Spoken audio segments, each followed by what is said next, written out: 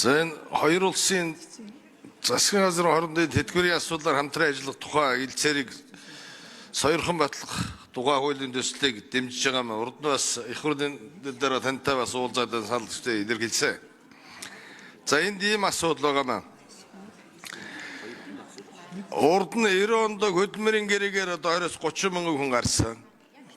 За тэд нэр буцаад хөрөөд ирсэн асуудал байгаа. Зарим нь тийшээ бас иргэн болсон асуудлууд байж байгаа. Тэгэхээр энэ төрийн үйлчилгээний байгууллага малчид чих явсан, нөгөө талаараа босод одоо мэрэгчлэнүүч явсан. Эднэрийн тэр нийгэм даатлагын шимтгэлийг ингээд тооцохдоо энд ажлыг хэсэг гарсан уу? Ер нь гिचнээ мянган хүн байна. Одоо босож ирсэн гिचнээ мянган хүн байна. Тэнд байгаа нь гिचнээ мянган байна. Цуулга гаргасан уу? Тэтгэврийн юг тогтохдоо энийг шалгаж тогтоохгүй бас янз бүрийн асуудал гардаг. Энэ дээр ажлын хэсэг урьдчилаад гаргаж байгаа юу? Нэгдүгээр. Хоёрдугаар энэ зөвхөн Казахстан улс биш одоо Солонгос, Америк, Европын орнууд бас монголчууд ихээр ажиллаад амьдраад босоод ирж байгаа. Босож ирсэн улсууд энэ тэтгэврээ тогтоолгож чадахгүй байгаа асуудлууд байж байгаа. Тэгэхээр энэ хоёр талын нийгэм дадлын сан хамтарч байгаад ер нь ажлын хэсэг гаргаж жинхэнэ нарийн шалгуураар явахгүй болохгүй. Энэ тал дээр одоо тийм ажлын хэсэг байгаа юу? Ер нь гिचнээ мянган хүн байна тийм тэтгэвэр тогтоолохоор.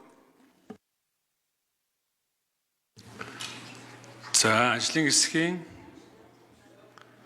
эндэрийн 4-р микрофон. Ажлын хэсэг нэрээ хэлээд хариулаарай. За гэр бүл хөдөлмөрийн нийгмийн хамгааллын яамны эхэлсэн дараах гишүүг баяр гишүүний асуултанд хариулъя.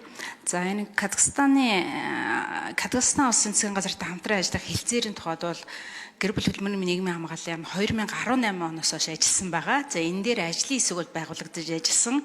Энэ ажлын хэсэгт бол гадаад харилцааны яамнаас бас хамтран оролцож бид нар энэ хэлцээрийг одоо гаруй хэсэг зурх хүртэл хамтарч бол 18 удаагийн хэлцээрсэн байгаа. Энэ хэлцээрийнхаа хүрээнд ажиллах хүрээнд бид нар бас судалгаа хийж гадаад харилцааны яамтайгаа бол хамтарч ажилласан. За энэ судалгаанаас харахад бол 1994-өөс 2018 оны хооронд бол Монгол улсаас 61.6 мянган казак иргэн бол Казахстан улс руу бол бас шилжсэн байдаг.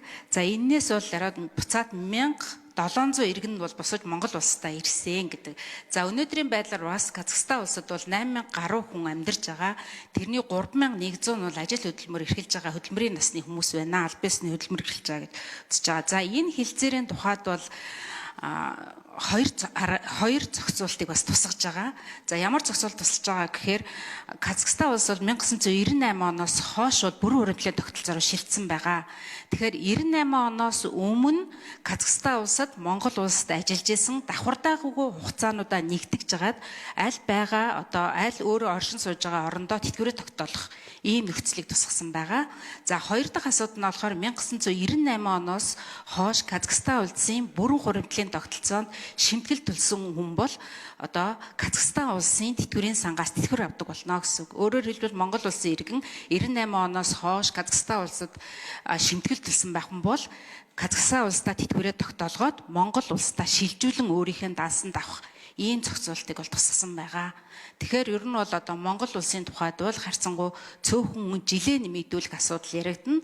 Казахстаны улсын хувьд бол энэ 61 мянган хүн дээр нь өнөөдөр амьдарч байгаа хүмүүс бүгд бол тэтгэвэр авах нөхцөл нь бол бүрдэж байгаа.